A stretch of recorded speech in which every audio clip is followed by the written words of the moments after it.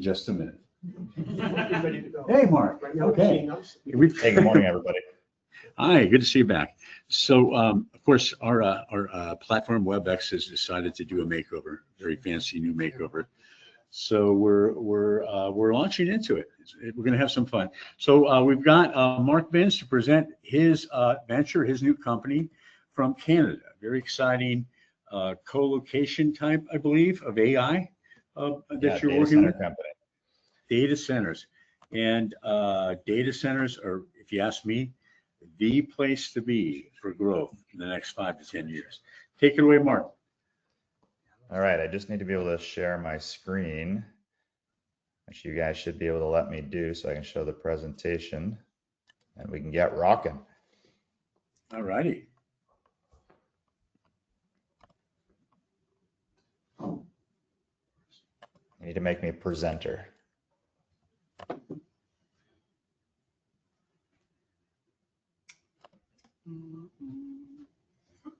Our in-house technique. My company is called Carrier Connect Data Solutions, and we are a co-location data center company. I think this is going to be the most exciting presentation you're going to see today. We are in the right space at the right time, experiencing absolutely massive growth in the data center industry. We went public in February. We're about an $11 million Canadian market cap. And when you see the opportunity and what we have already done in this business, you're going to see that this is a very attractive investment opportunity. We trade on the venture in Canada under CCDS, on the OTCQB in the United States under CCDSF, which is the ticker that probably most of the audience today can buy. We're trading at about 86 cents Canadian or 62 cents. We'll get your bids filled on the QB. The market makers cross stock back and forth between the Canadian market. You can bid even if there's not asks, you'll get filled if you're in that 62, 63 cent range right now. But we're moving up steadily as the business progresses. What is a data center? So first and foremost, it's really important to understand the business we're in. We're selling, it's essentially a real estate play. You sell space, power, and cooling. Space being, this is a rack inside of a data center. Inside of this rack is servers. Might be traditional computing servers, might be new AI servers to enable all the new AI protocols and systems out there. But we sell space in a rack, so you can put your servers in the rack. We sell power, so everything obviously gets powered up. Cooling, which is huge to keep all the servers in the data center cool because they throw off a lot of heat.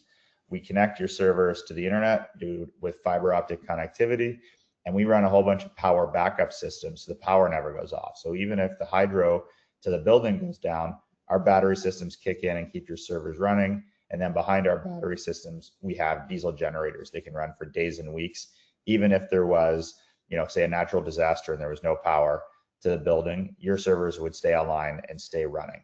Now, what we don't sell, this is really important to understand, is we do not sell servers inside of the racks, and we do not sell services to update servers or run software on servers.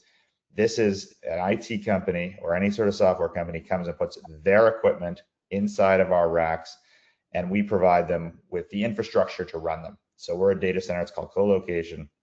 I don't care if an AI server becomes outdated in a week, a month, or 2 years.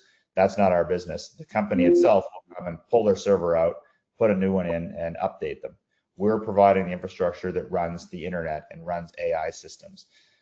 So it's like a real estate play. Think of it as a building or a floor of a building in any major center where all the local companies come and put their hardware to run it on the internet.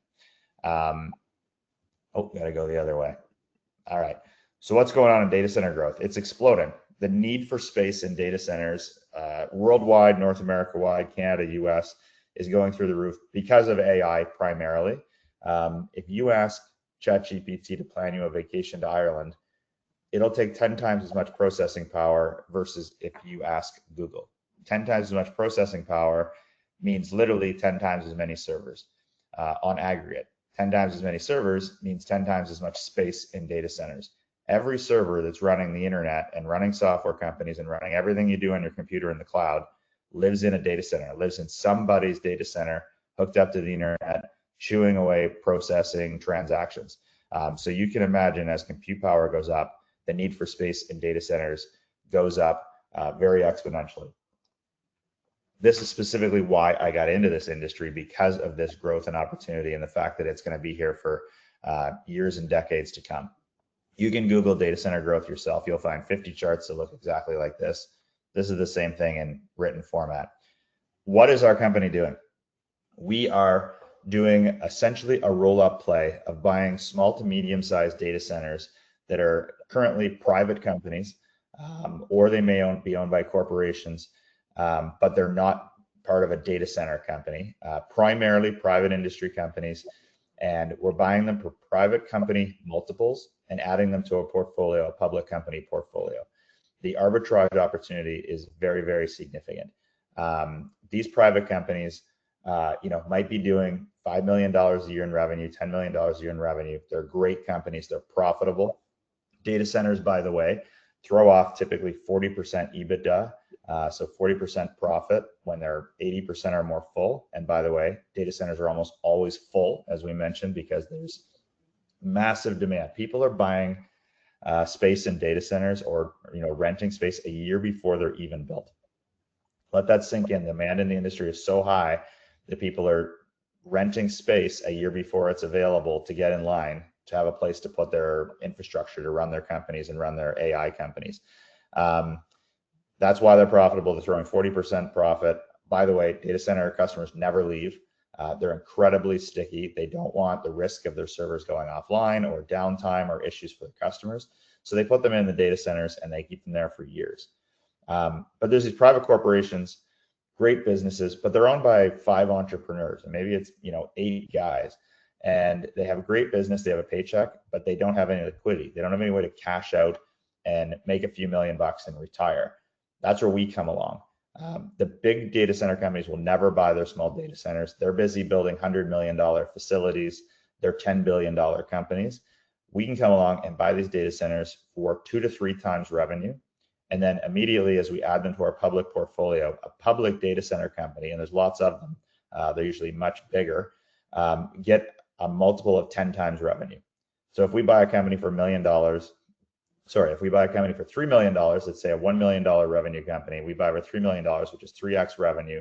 We put in our portfolio, it's worth $10 million. It's worth 10x revenue.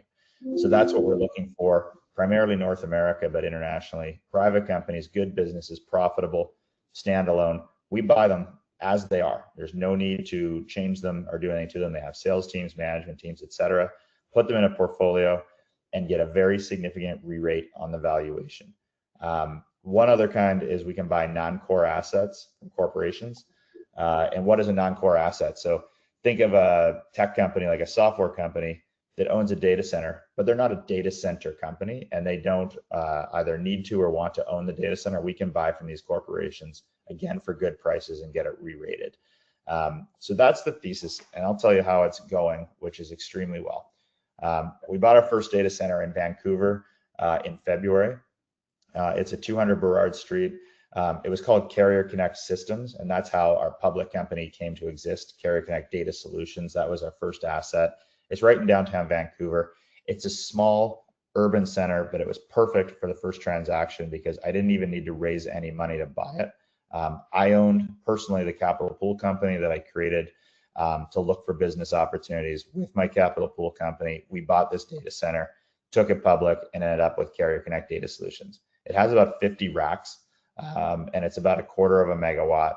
Great facility, profitable. Last year it did, it's a small data center, like I said, 360,000 in revenue. This year the target was 500. It's going to do way over that, probably 750 and growing.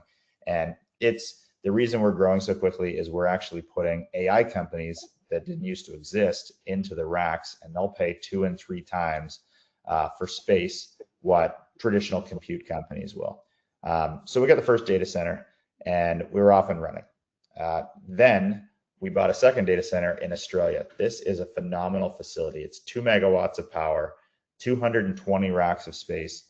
Everything's built out. It looks like a brand new data inside. It's got 3 diesel generators for backup systems, 3 industrial chillers, full battery backup. It's doing today about 65,000 a month in revenue, but it's only 20% full. It can do 330,000 a month without a single extra dollar of investment, which is about 4 million a year. 4 million a year could be worth up to $40 million in market cap. It's got $6 million worth of hardware in it. So the racking systems, the generators and everything else, if I just shut it down today and sold it, I could get $6 million for these assets and for this hardware. And it would cost $20 million to build. Data centers cost about $10 million a megawatt to build. This is a 2 megawatt facility. So if we went and built it today, it would cost at least $20 million. But it was owned by a software company that ended up with this data center through an M&A transaction. They bought another software company. That other company had a data center, and suddenly they owned a data center. And again, this is like our model. They're not a data center company. In fact, they had no interest in being in the data center business. So they wanted to offload it. We heard about it first. We heard about it through the network. Our CTO is the guy who owned the Vancouver data center. He had a relationship. We flew to Australia. We signed the LOI, and we said, hey, we had just gone public. We had just bought our data center in Vancouver, and we said, we'll take this off your hands, because they frankly really did want to get rid of it. They didn't know how to run it. They didn't know what to do with it. And we said, you need to give us a good deal or some good financing in particular. And we bought it for 2.5 million Australian, only 300,000 up front. This is the crazy thing, 300 grand up front, and the rest was on a 25-year vendor take back. So they financed the rest. And again, it would cost 20 million to build, and there's $6 million worth of hardware in it. It's profitable today, and it can grow 5x from where it is in revenue as we fill up the rest of the space. And I have all sorts of customers already coming to us saying, oh, you actually have space. We'll move our servers there. This is going to be an absolute cherry facility for us. And again, we've already acquired this and added it to the portfolio. We then signed an LOI to buy a data center company in Ottawa called Pure Colo. They have two 2 megawatt facilities, so 4 megawatts in total. This would cost $40 million to build what they have. It's 4 full data halls, which are rooms that host racks and servers, 60 international customers. The government of Canada is a customer. They've built this from scratch, bootstrapped it. It's 8 years old. They've only ever lost 2 customers in 8 years, one of which they fired because they weren't paying their bills. Another one left to go somewhere else for another reason. The stickiness of the revenue is phenomenal. Today, they're doing 2.6 million a year revenue. They have the space because they just added 2 of the new data halls to the company, meaning they had 2 more parts of the data center with racking. They can do up to $6 million a year. This could be a $60 million market cap business all on its own. It would cost $40 million to build because it's 4 megawatts. We're buying it for $8.5 million, and we're going to close it in Q4 of this year. So that'd be the third data center. And here's the timeline that we're going on.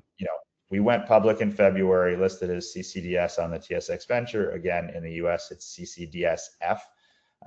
Through the end of this year, we're acquiring data centers 2 and 3. 2 was Perth, Australia. The third one will be Ottawa. And then through next year, continue to expand the portfolio. We have very active conversations going on with data center companies in Edmonton, St. John, New Brunswick, Calgary, Mississauga, Buffalo. Our model is, so far the investment thesis is working extremely well. We're finding great assets, self-contained businesses, profitable, that we can buy, again, for very attractive prices, as you've seen, add them to a portfolio and get them re-rated essentially as part of a public company portfolio. We thought about starting to build our own. We're at, as I said, like about $11 million market cap, which is incredible what we have for the market cap we have so far. But once we're $100 million market cap, we were like, okay, maybe we'll raise $25 million and start building data centers. But I'm actually becoming a much stronger believer of there's no reason to stop buying, adding to the portfolio, operating businesses, and building the pubco and the holding company that way until we run out of companies to buy. And if that's the case, then sure, we can build. But every time we add a portfolio company, our valuation becomes very significantly higher, and the company continues to be successful. At this stage, when you're fairly early on, although we've grown really quickly and very successfully so far, you're counting on a team.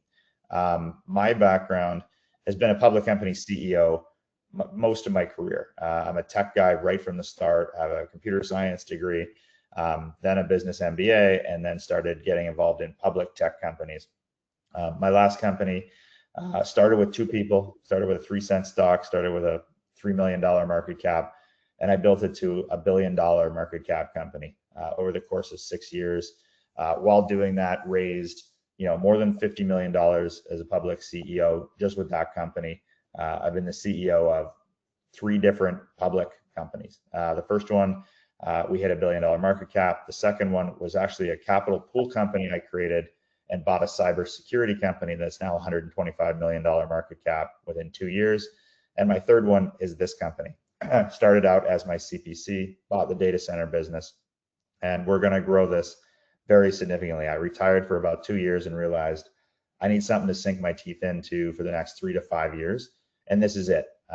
This is a long-term play. It's my money. It's my family's money. It was our CPC that we created. That's why I could buy the data center company with no raise. And you're going to see the capital pool company, sorry, you're going to see our cap table, which is very tight and very impressive because we didn't need to go raise external money right out of the gate from, what I like to call the IR scammer type people that are always around trying to invest in your company when it's cheap.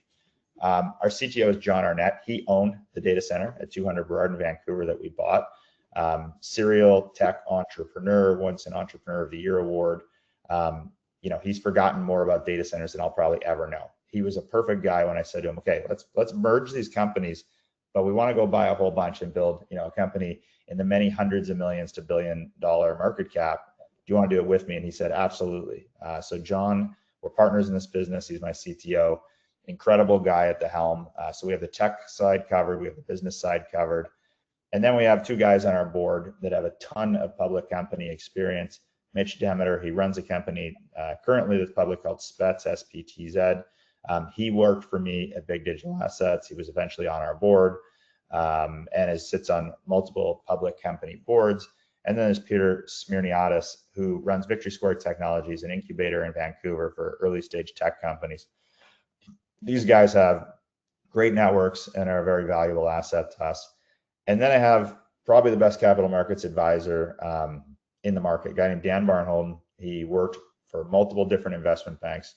He's literally raised over $1 billion for his clients over the course of his career as a banker, banking everything from mining companies to tech companies. About a year ago, he finally decided he was going to go become a CEO himself of a public company. It's called Luca Mining. He's taken it from 25 cents to $1.50, $1.60 Canadian in less than a year. And he's there step in step with us, helping build this business. So we got a tremendous advisor on the board. And as I said, this is the best cap table you're going to see today. It might be the best cap table you see this month. We only have 13.3 million shares outstanding. 32% are owned by insiders. Myself and John own over 2 million shares each. We're in this for the long term to build a very significant business. 4.3 million shares are escrowed, both from the CPC and from 200 Burrard, the first data center. Most of them are owned by John and I anyway, so we wouldn't sell them even if we could, plus they're locked up by the exchange. So there's less than 7 million shares free trading. Tightly held vehicle. It's growing very steadily. You look back at the chart, and in fact, I have a new chart. Here it is, new slide just for today's presentation. We went public again at about 15 cents. Very purposely, I said, let's go out with a conservative market cap. We're not going to overvalue everything. We're going to build a really nice top line, cash flowing, profitable business by acquiring data centers at good prices and frankly, having them re-rated at public company prices, gone from 15 cents to about 85, 86 cents Canadian, which is again about 62 cents US. But the beauty of it all is with 13.3 million shares, it's still only $11 million market cap Canadian. Absolutely phenomenal time to invest. This is our very first conference, first presentation in the US. We got our QB listing just a few weeks ago. So you are here at a perfect time to invest in this business right as we start marketing our data center company, data center roll up into the US market. I have great connections in the US from my other companies throughout my career. We're going to do a lot of conferences. We're going to do a lot of broker meetings, non-deal road shows, family offices, you name it, get the message out. And that's going to provide a significant catalyst to the movement of the stock up to a valuation that's going to be much more reasonable versus where we just got going. Obviously, we're going to be adding Data centers number 3 and 4, now that we have 2 under our belt with Perth. Top line revenue in the next 6 to 12 months will 10x with the acquisitions of the data centers in our pipeline. We're going to continue to fill up our data centers, the new one in Perth that has lots of space, and adding AI type companies in 200 Burrard, which really increases the revenue per square foot and per footprint that we have. And then investor outreach, as I talked about, getting out and telling the carrier stories. I just mentioned we're going to do a lot in the US. We're just getting Canadian marketing going as well. And that's the business. I'm obviously excited and fired up about where we're going. The capital structure is good. The business is requiring good. We have the right people and the right management team, the right board, the right advisors. We're in a hot space. Whether I'm in it or not, data center growth is going to continue very significantly over the next 10 years. And there is a phenomenal opportunity to help these entrepreneurs or companies that own data centers that want liquidity for us to take them, put in a portfolio, run it for cash flow and keep growing it, or we sell it to Cologix or eStructures or Equinix, one of these large public companies. They will buy a portfolio of data centers happily from us because that's one transaction. What they don't want to do is go around and buy up a whole bunch of smaller and medium data centers and do all that work. We're doing the work. That's why we'll get paid for it, because we can sell them a whole portfolio for, again, a very, very significant premium over our acquisition cost. And that's it for the presentation. Market Carrier Connect DS is in datasolutions.com. Honestly, email me. I'll send you the presentation. I'll answer questions. We're welcoming new stakeholders, new shareholders, new investors right now as we go. And again, the ticker in the US, CCDSF. Thank you very much. I imagine we have some questions.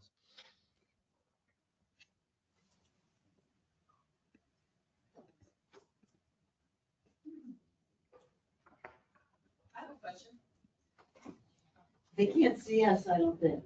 No, I can't see you, but I can hear you a little bit. Go ahead. Oh, okay. Who do you consider your main competitors?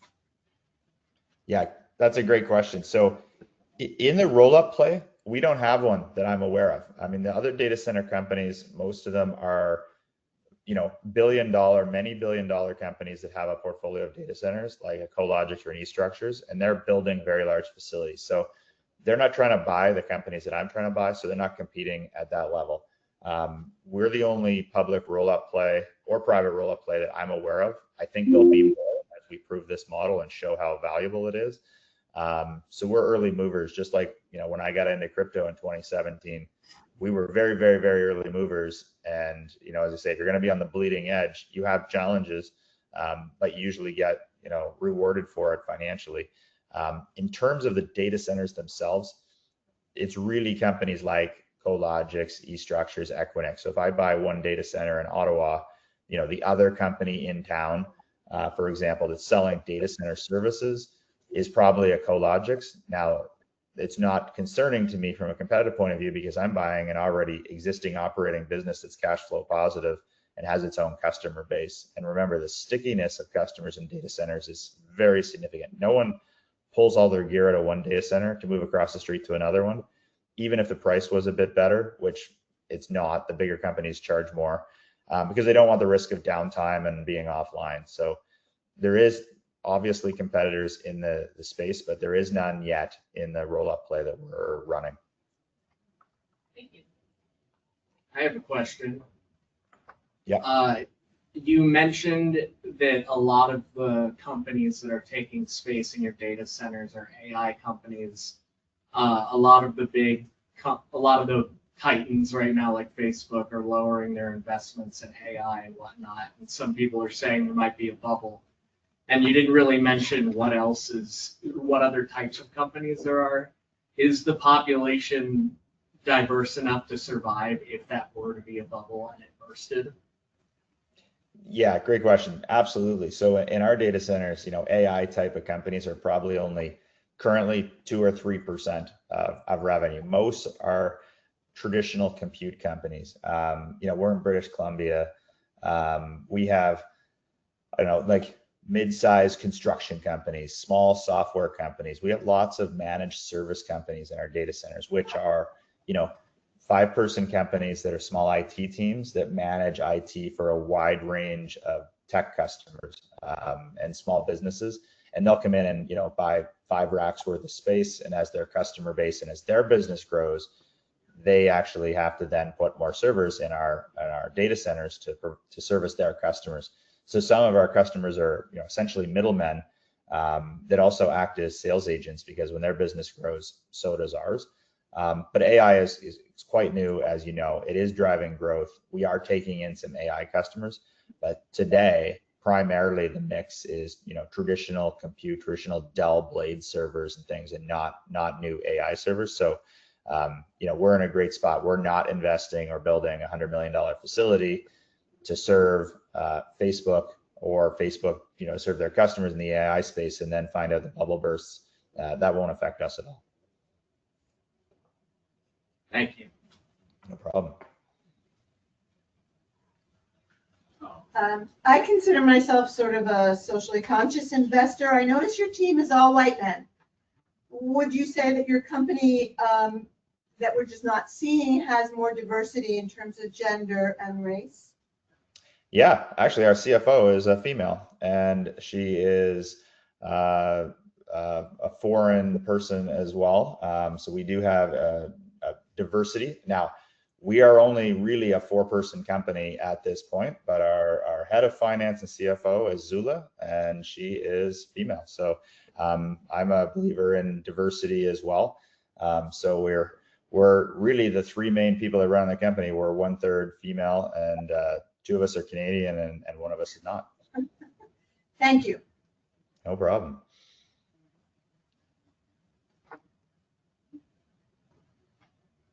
Do you see any impact of cloud storage?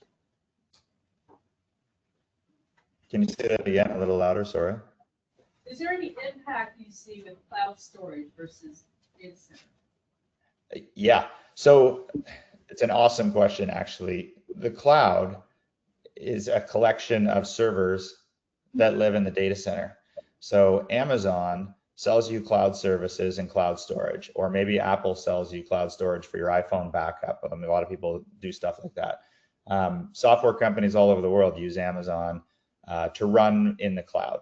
And what that means is they're renting space on Amazon servers instead of buying their own servers and putting their own servers in a data center. You know where Amazon servers sit? They all sit in a data center. So when the cloud grows, so does the data center industry. We don't have Amazon in our current data centers, but there's a data center right across the street from us in Vancouver that's full of Amazon servers. And as we buy bigger and bigger data centers as we grow, Amazon will be in our data centers. They're in data centers all over the world. That's where their hardware sits. They have to rent it from other people and rent the space, and then they sell the cloud server space to customers out all around the world in the internet. So anytime someone is using the cloud, they're using a server that somewhere sits in the data center, whether it's Amazon's cloud or Microsoft's cloud or Apple's cloud or Facebook's cloud. So that, you know, in another part that's really driving some revenue as well is the idea of sovereign cloud, they call it, meaning you want to know where your data is. So Americans like to know that their data is in the US, Canadians like to know their data is in Canada, Australians like to know that their data is in Australia. And that is causing people to take business away from Amazon and out of the cloud and buying their own servers and putting it in data centers, because then they know exactly physically where their data is, which is also helping drive particularly our data center growth, because again, we aren't servicing Amazon with our current businesses. So it's impacting the industry in a positive way for us. Thank you. Great question though.